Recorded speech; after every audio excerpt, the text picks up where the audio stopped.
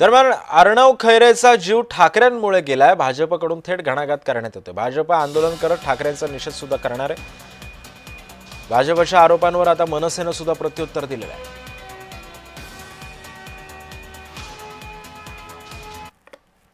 स्वतःचं संपलेलं राजकारण पुन्हा एकदा जिवंत करण्याकरता प्रक्षोभक अशा प्रकारची विधानं करत आहेत।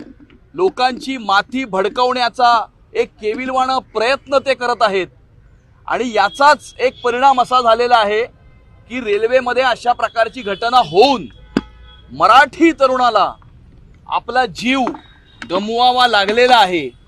या अशा प्रकारचं राजकारण करणारे राजकीय पक्ष व राजकीय व्यक्ती यांना सद्बुद्धी मिळावी अशी आमची प्रार्थना आहे।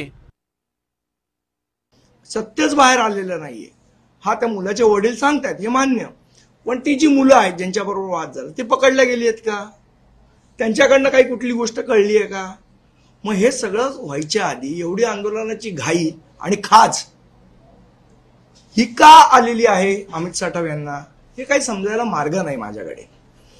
पण अशा पद्धतीने एका दुर्दैवी मृत्यूवर राजकारण करण्याचा नीचपणा आपण करतोय हे एकदा त्यांनी लक्षात ठेवलं पाहिजे।